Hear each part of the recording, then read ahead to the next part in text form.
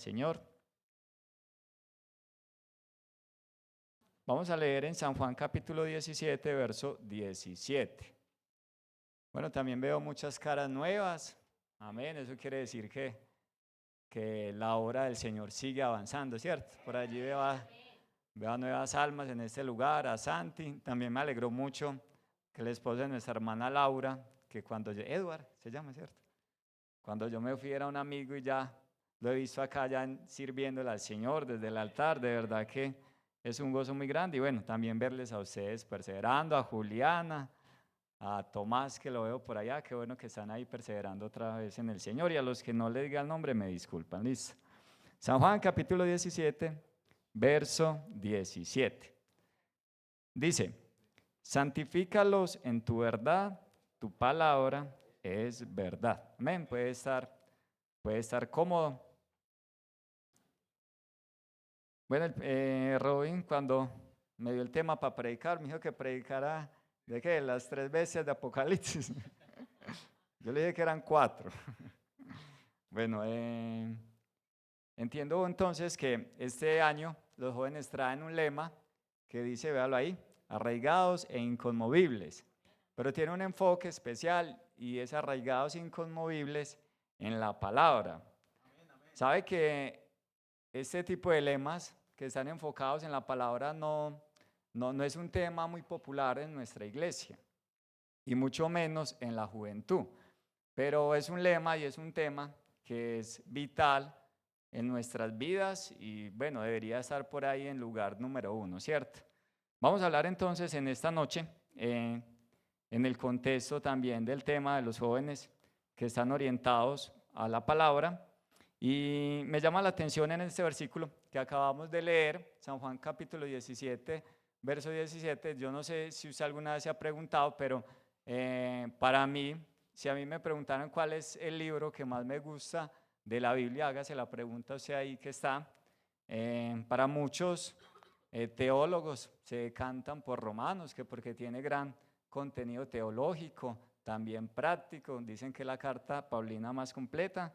Pero a mí en lo personal, el libro que más me gusta es el Evangelio de Juan, ¿cierto? Desde su primer versículo hasta el último versículo. Y allí Jesús entonces está hablando y dando una petición muy poderosa que dice: santifícalos en tu verdad, tu palabra es verdad. Jesús está haciendo una petición porque él ya está terminando su ministerio. En el capítulo posterior vemos entonces que arrestan a Jesús.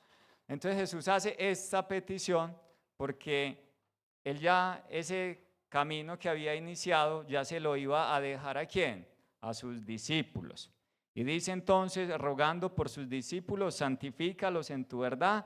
Pero dice quién es el que produce esa santidad, ¿cierto? ¿Y quién es el que produce la santidad? Dice tu palabra, ¿cierto? Tu palabra es verdad. Esta palabra de santifícalos tiene 2 contextos en la Biblia. En el hebreo podemos ver que santidad quiere decir apartados, quiere decir diferente, es decir, se está refiriendo a una posición. Y no solamente las personas eran santificadas, el Señor también santificó los utensilios.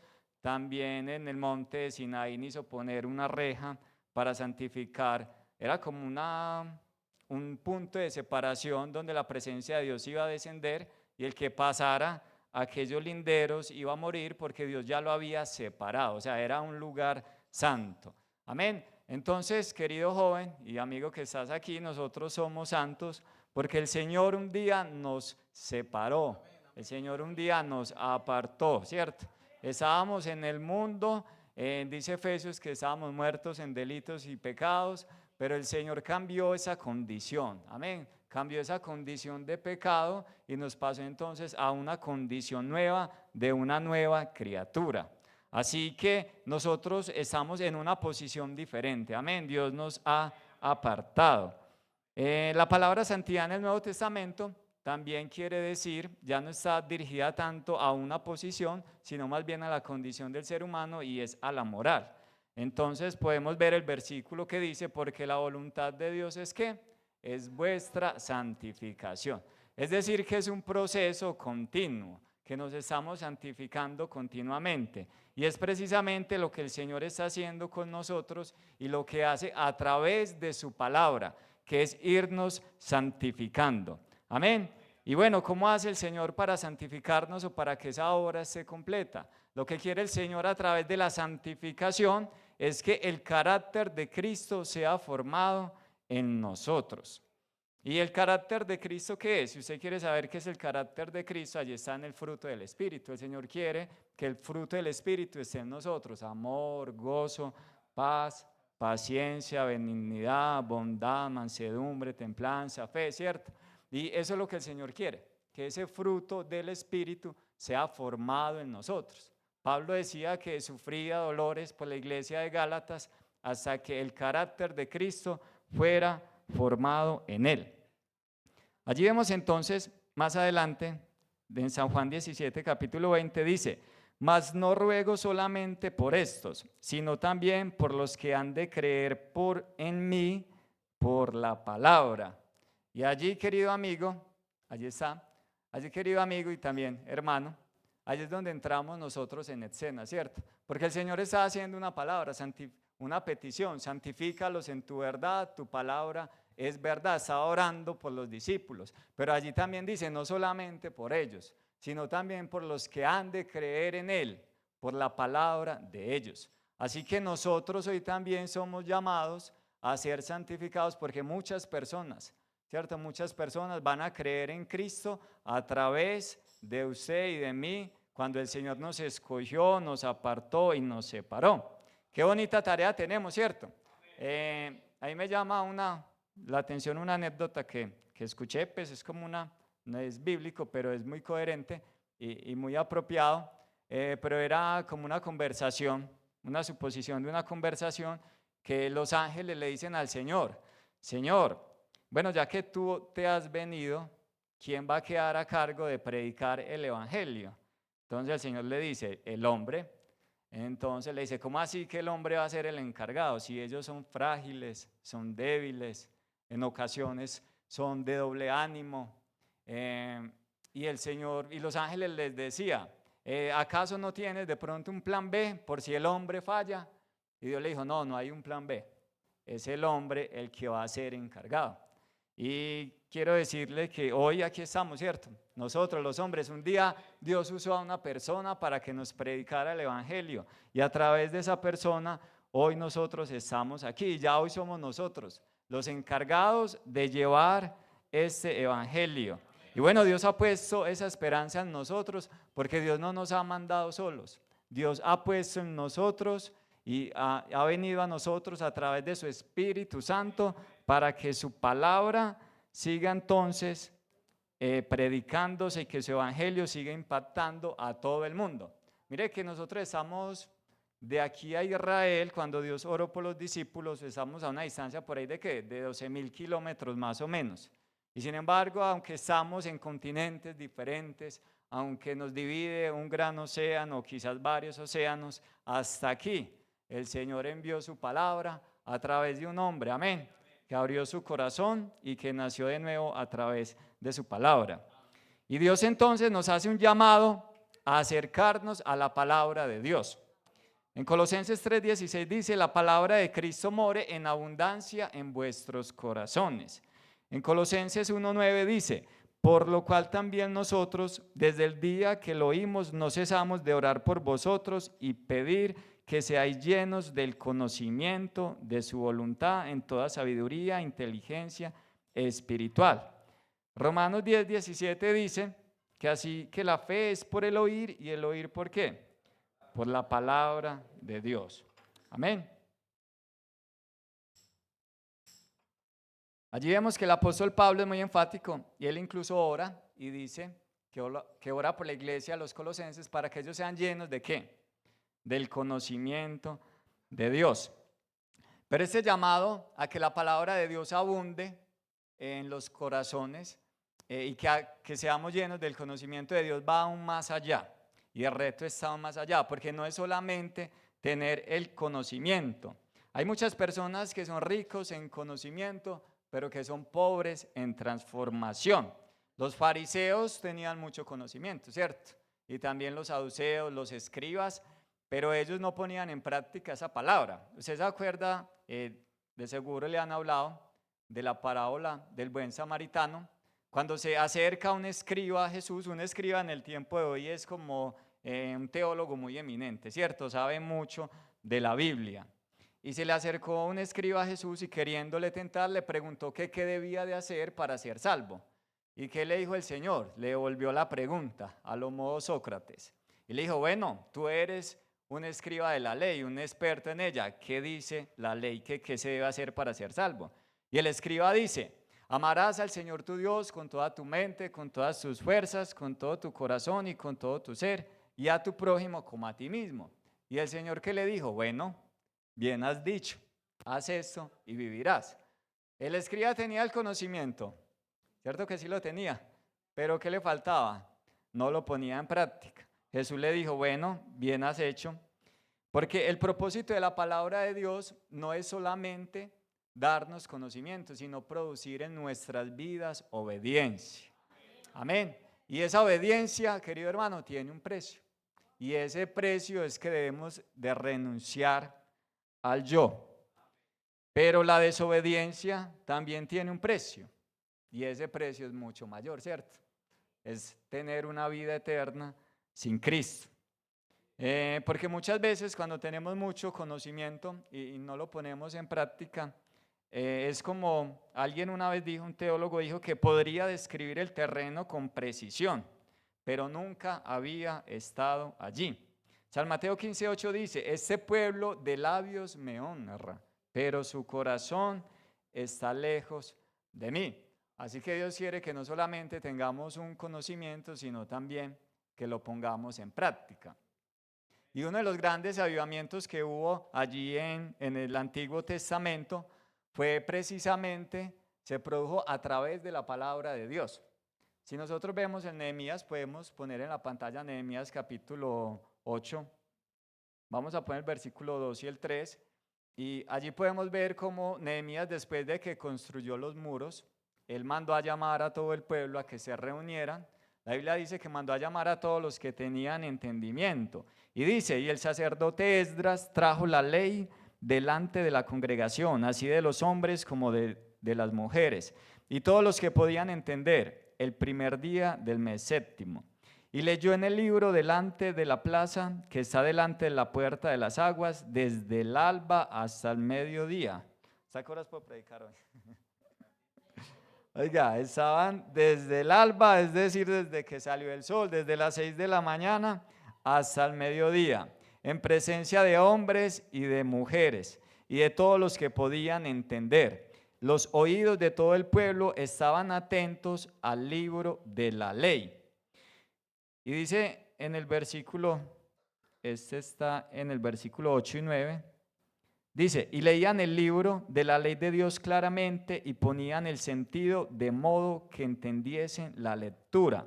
Y Nehemías el gobernador y el sacerdote Esdras escribía a los levitas que hacían entender el pueblo y dijeron a todo el pueblo, día santo es a Jehová nuestro Dios, no os entristezcáis ni lloréis. ¿Por qué? Dice, porque todo el pueblo lloraba oyendo la palabra de la ley, ¿cierto?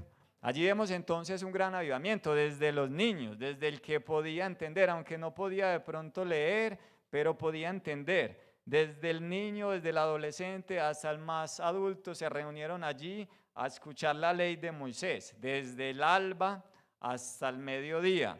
Y la Biblia dice que ¿qué produjo esto? Produjo que ellos lloraban oyendo la ley. Y en el versículo 14 dice, y hallaron escrito en la ley que Jehová había mandado por mano de Moisés que habitasen los hijos de Israel en tabernáculos en la fiesta solemne del mes séptimo. Y bueno, este capítulo es muy largo. Más adelante ellos le dicen al sacerdote y le dice, venga, Dios nos mandó a celebrar estas fiestas. El pueblo de Israel, los judíos, celebran 7 fiestas, entre ellas la Pascua, las primicias, esa es la de los tabernáculos. Y dice que ellos casualmente estaban en el mes séptimo y en ese mes era que debían de celebrar la fiesta de los tabernáculos. Esta fiesta se celebraba en memoria de que Dios, cuando ellos estuvieron en el desierto, ellos hacían sus tabernáculos en el desierto, no tenían casas, sino que estaban en el desierto y Dios los guardaba en medio del desierto, de día con una columna de nube y de noche con una columna de fuego. Y esta fiesta de los tabernáculos es precisamente para eso, para que ellos no se olvidaran de su Dios. Aunque todas estas fiestas tienen una profecía con Jesús, hay 7 fiestas, las primeras 4 ya Jesús las cumplió. La Pascua, ¿cierto? Él es nuestra Pascua. Las primicias, Él fue el primero que resucitó y luego nosotros. Eso es otro tema. Pero entonces podemos ver cómo el pueblo, allí ese avivamiento que se despertó fue a través de ¿qué? Fue a través de la palabra de Dios. Y ellos no solamente la escucharon, sino que dijeron, venga, hay que celebrar fiesta, ¿cierto? Y empezaron y durante esos 7 días celebraron la fiesta de los tabernáculos. Porque nosotros muchas veces venimos a la iglesia, de hecho a mí me pasó muchos años, y uno venía, y no estoy diciendo que esté mal, no está mal, uno venía como con la expectativa de escucharle al predicador como una idea bien chévere, ¿cierto? Como una idea bien potente de un versículo, como una alegoría ahí bien potente, y uno siempre es como buscando eso en las predicaciones, un mensaje así bien poderoso, ¿cierto? Pero la Biblia sola tiene el poder para cambiar al ser humano. Y es la Biblia, un versículo sin que nosotros le agreguemos ni le quitemos, el que cambia a un ser humano. Y yo no sé si a usted le ha pasado, pero a mí me ha pasado mucho últimamente que hay versículos que hasta yo me los sé de memoria. Y yo escucho predicar a mi pastor, a cualquier otro pastor, y el Señor me habla con esos versículos, y ese versículo se queda ahí golpeándome, ¿cierto? En la mañana, ¿quién se sabe el Salmo 23? ¿Cierto? Aquí casi todos no lo sabemos. ¿Cómo termina? Dice, el bien y la misericordia me seguirán todos los días de mi vida. Y ya después yo meditaba en ese versículo y yo, en otra parte dice que al impío lo persigue la necedad, pero al justo lo persigue ¿qué? El bien y la misericordia. Entonces mientras el justo va caminando, va tranquilo y confiado, ¿cierto? Porque ¿qué lo está persiguiendo? Lo persigue el bien y la misericordia. Y al impío lo persigue la iniquidad, la necedad y demás. Y yo pensaba en eso y yo muchas veces estaba por ahí, yo bueno, gracias a Dios, donde yo voy, el bien y la misericordia me persiguen. Y no sabemos muchos versículos de la Biblia y de pronto en una situación, en X problema o no necesariamente un problema, Dios habla a nuestras vidas y ese versículo empieza como a cobrar vida, empieza a hacer un efecto a nosotros. Pero es porque la palabra de Dios es viva y es eficaz, ¿cierto? Jesús dijo, mis palabras son espíritu y son vida. Entonces acá podemos ver en este avivamiento que todos aquellos que estaban allí estaban escuchando la palabra de Dios ¿con qué? Con entendimiento. Debemos de pedirle al Señor que nos dé entendimiento cada vez que escuchemos la palabra, porque quizás están diciendo algún versículo que nosotros ya no sabemos, pero resulta que ese versículo, aunque tú te lo sepas y de toda la vida, Dios lo usa para fortalecerte en un momento, ¿cierto? Para darte fuerzas. Entonces debemos de venir a la iglesia con la disposición de entender su palabra y que el Señor nos hable, no necesariamente si dicen algo muy bueno, si el predicador es un predicador bomba o si grita, si es como mi gusto de predicador o no, sino que debemos venir pendientes a la palabra porque es precisamente la palabra la que cambia nuestros corazones. ¿Quién le da una alabanza al Señor?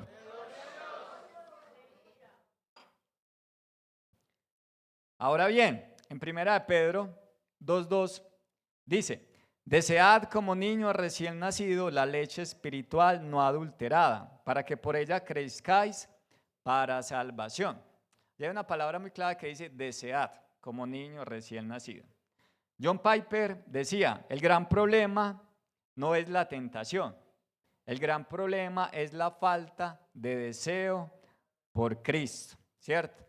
Y yo creo que estamos en un mundo donde ese acercamiento a la palabra se ha perdido mucho, también por la falta de deseo, ¿cierto? Por la falta de deseo de Cristo. Y muchas veces nuestro deseo está en otras cosas. Y hoy la tenemos también, hay que ser sinceros, que la tenemos muy difícil porque la ciencia, ¿cierto? Ha sacado y ha cogido por ahí pues como la clave de cómo poder llamar la atención del ser humano. Y a través del celular, de las redes sociales, a través de Netflix, del televisor, del entretenimiento, nos ha ido apartando de lo que Dios demanda de nosotros, ¿cierto? Entonces trabajamos o estudiamos y llegamos a la casa, estamos un momento en el celular o nos vemos una serie o ponemos un programa de televisión y ya lo último cuando vamos a leer la palabra que nos dormimos, ¿cierto? Nos quedamos ahí. O si vamos a orar, también nos dormimos. Pero la verdad, debemos de pedirle al Señor sabiduría, que nos dé el Señor sabiduría y entendimiento, porque la ciencia, a través de muchos estudios que le han hecho al ser humano, saben que en las redes sociales, que el televisor, que Netflix y demás, puede generar en el ser humano mucha dopamina, ¿cierto? ¿Qué es dopamina? Es esa hormona que se libera en la medida que tú sientes felicidad con algo. Entonces la ciencia sabe precisamente cómo hace para generarte felicidad. Y no solamente te genera felicidad en un momento, no. Saben cómo a través del celular, cómo a través de las redes sociales, de una serie, te genera alta dosis de felicidad. Y eso nos lleva a que usted coja el celular y ya en un momentico ya han pasado 1 hora, 2 horas, ya tiene que ir a hacer la comida para el otro día o X y ya cuando va a separar el espacio para el Señor ya no tiene tiempo porque a través de esos dispositivos el ser humano está ahí, no solamente lo digo por nosotros, usted se monta al metro, en el bus, donde usted quiera, ¿cierto? Todo el mundo está ahí en el celular y muchas veces uno también, la verdad, hay que ser sinceros. Y le preguntaron al CEO de una de esas grandes plataformas y le dijeron, ¿cuál es la mayor competencia suya de su empresa? Y él dijo, mi mayor competencia es el sueño, porque cuando están dormidos no pueden estar ahí, ¿cierto? Entonces la verdad es que tenemos una lucha muy grande y debemos de pedirle al Señor que nos dé entendimiento, que nos dé dominio propio para administrar bien el tiempo, porque estamos en días que, estamos en días malos, ¿cierto? Por ejemplo, ves que dicen la Semana Santa y demás, o que nosotros decimos, no, es que todos los días son santos, ni lo uno ni lo otro, porque no hay ni días santos ni Semana Santa, sino que la Biblia dice, aprovechando bien el tiempo, porque los días son ¿qué? Porque los días son malos, entonces todos los días son malos y debemos de aprovechar el tiempo, pedirle a Dios que nos dé dominio propio, porque el enemigo es astuto y es sagaz, ¿cierto? Hablando entonces de la palabra y de la importancia de la palabra,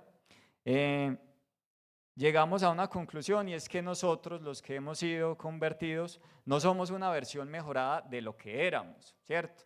No somos mejores que antes que conocía al Señor, no.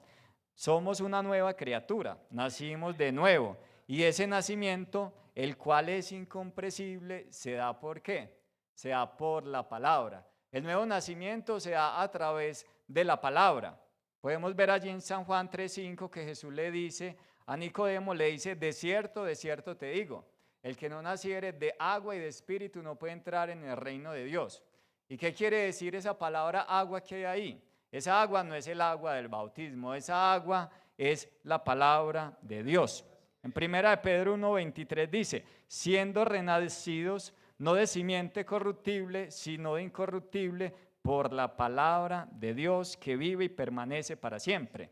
San Juan 5:26 dice, para santificarla, habiéndola purificado mediante el lavamiento del agua por la palabra. Santiago 1:18 dice, Él nos hizo nacer por medio de la palabra de verdad para que fuéramos primicias de su creación. Así que el nuevo nacimiento, que es una doctrina fundamental que tenemos en la iglesia, ese nuevo nacimiento, que el cual es incomprensible, se hace a través de la palabra. Y acá podemos ver que precisamente ese nuevo nacimiento, ¿quién lo da? Lo da el Señor. Y Dios no nos hace, como lo dije ahorita, una versión mejorada. No, yo ya no fumo, o antes fumaba y ya no fumo, antes tomaba y ya no tomo. No, o sea, Dios no vino para cambiarnos eso. Dios vino para transformarnos, para hacer una nueva criatura en nosotros, ¿cierto? Para poner en nosotros una nueva naturaleza. Es decir, que nosotros hemos muerto a aquel hombre que éramos allí y ya somos una nueva criatura. Y todo ese nuevo nacimiento se da es a través de la palabra. Por eso la importancia de que en nuestros púlpitos se predique la palabra, ¿cierto? de que en nuestros púlpitos y que también en las refanes, en nuestras casas, se predique la palabra. Porque esta palabra que usted le está predicando hoy a un amigo, él se va y sigue su vida, ¿cierto? Pero hay muchos testimonios de personas que aún en 80 años, en 90, no se confíe que va a llegar allá. Pero Dios después de haber escucharon la palabra por allá de jóvenes y por allá a esa edad Dios ha tocado su corazón en su misericordia, ¿cierto? Y en su gracia y Dios los ha cambiado. Y muchos de los que se convirtieron de pronto en esta iglesia escucharon la palabra por allá de niños, ¿cierto? O de adolescentes o en otra parte, ¿cierto? Pero lo que quiero decirles es que la palabra es la que da ese nuevo nacimiento y la que transforma al ser humano. Y debemos de vivir la palabra. Y hay unos versículos que para mí fueron de grande bendición. Yo ya llevo 22 años en el Evangelio y si algo me ha permitido permanecer en el Señor y Dios me ha guardado en su misericordia, porque soy débil así como todos ustedes, es precisamente porque uno de esos encuentros que yo tuve con Dios y el primer encuentro fue a través de la palabra. Yo, aunque era un adolescente, tenía un deseo de leer la palabra y yo me aprendí unos versículos, ¿cierto? Y acá todos nos sabemos Josué 1:8, ¿cierto? Que dice: nunca se apartará de tu boca este libro de la ley, sino que de día y de noche meditarás en él, para que guardes y hagas conforme a todo lo que en él está escrito. Porque entonces, ¿qué? Harás prosperar tu camino y todo te saldrá bien. El Salmo 19, el Salmo 1, que es muy similar a este, dice: bienaventurado el varón que no anduvo en consejo de malos, ni estuvo en camino de pecadores, ni en silla de escarnecedores se ha sentado, sino que ¿qué? Sino que en la ley de Jehová está su delicia, y en su ley medita de día y de noche. ¿Cierto? Será como árbol plantado junto a corrientes de agua, que da su fruto a su tiempo y su hoja no cae, y todo lo que hace prosperará. Amén. El Salmo 19, a mí me gusta mucho, en lo personal, el Salmo 19, que dice: la ley de Jehová es perfecta, que convierte el alma. El testimonio de Jehová es fiel, que hace sabio al sencillo. Los mandamientos de Jehová son rectos, que alegran el corazón. El precepto de Jehová es puro, que alumbra los ojos. Y el Salmo, versículo que todos nos sabemos, yo creo que en la lluvia de versículos de pronto alguien lo hubiera dicho, ¿cierto? Ahorita: lámparas a mis pies tu palabra, ¿cierto? Y lumbrera a mi camino. Es su palabra precisamente la que nos sostiene en esos momentos de oscuridad, ¿cierto? La que alumbra nuestra vida, la que nos guía, la que nos dirige por dónde andar, ¿cierto? Si de pronto estamos desviados, su palabra nos ilumina y nos muestra el camino por el cual debemos de andar. Y en Mateo 7, 24 y 25 el Señor lo dice, cuando habla y dice: cualquiera pues que me oye estas palabras y las hace, le compararé a un hombre prudente, que edificó su casa sobre la roca. Descendió la lluvia y vinieron los ríos, soplaron vientos y golpearon contra aquella casa, y cayó, y no cayó, porque estaba fundada sobre la roca. Santiago 1, 22, 25 dice: pero sé hacedores de la palabra y no tan solamente oidores. Así que el llamado no es solamente a escuchar la palabra, ¿cierto? Sino también a ponerla por obra. Porque Jesús también dice que el que escuchó la palabra de Dios y no la puso por obra, le compararé a un hombre que edificó su casa ¿sobre qué? Sobre la arena, ¿cierto? Al momento que llegó la prueba, al momento que llegó la tentación, que llegó el huracán, que llegaron los vientos, ¿qué pasó con aquella casa? Se derrumbó, ¿cierto? Pero cuando ponemos la palabra por obra, no importa que llegue el huracán, no importa que llegue un terremoto, que lleguen las olas, que hagan muchos vientos, aquella casa permanecerá, porque está fundada ¿sobre qué? Sobre la roca, ¿cierto? Y esa roca en ese contexto está hablando es a través de la palabra. Y bueno, qué bueno a los jóvenes por ese sentir de este año, ¿cierto? Que están enfocados en la palabra, y yo sé que Dios los va a bendecir mucho y los va a crecer, porque si algo le permite a uno crecer como cristiano y a permanecer, es uno amar la palabra de Dios. O sea, es uno enamorarse de la palabra de Dios. Es cuando uno lee la Biblia, uno ver no solamente que está leyendo un libro normal, sino es ver una carta que hay de Dios para mí. Cuando yo estoy leyendo la palabra de Dios, estoy viendo el carácter de Dios ahí en la palabra. Y la Biblia dice que es el único libro del mundo que cuando tú la lees, el autor está ahí presente. Y quiero ir ya terminando. Y la Biblia dice en Efesios 6:10 que nos habla acerca que no tenemos lucha contra carne y sangre, sino contra principados, potestades, huestes espirituales de maldad. Y el llamado, algo que estaba meditando en esta noche, es que no nos conformemos, ¿cierto? Y también, además de no conformarnos, es que no ignoremos el mundo espiritual en el cual vivimos, ¿cierto?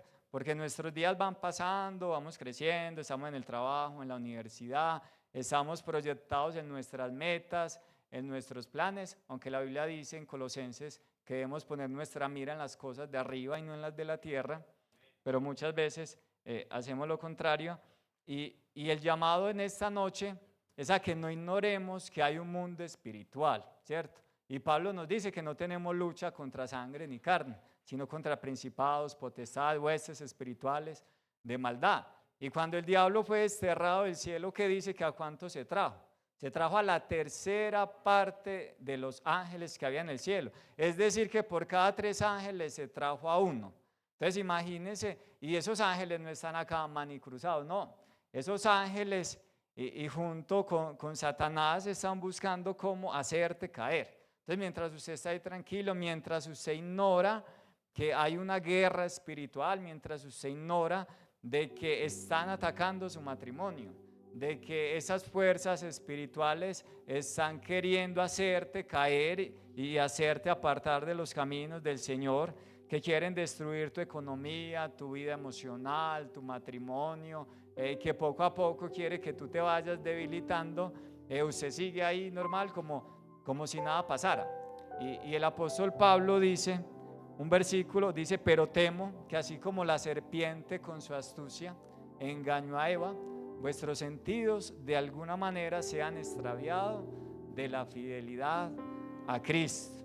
No podemos ignorar entonces que tenemos un amigo que es astuto.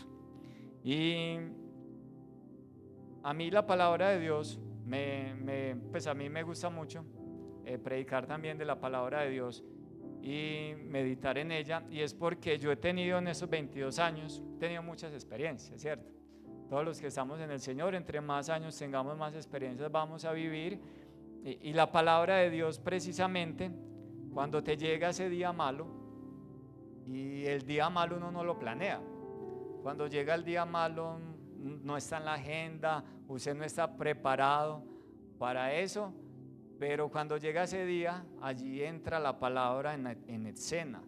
Allí entra y llega el Señor a decirte, versículo cualquiera dice, no temas porque yo estoy contigo, ¿cierto?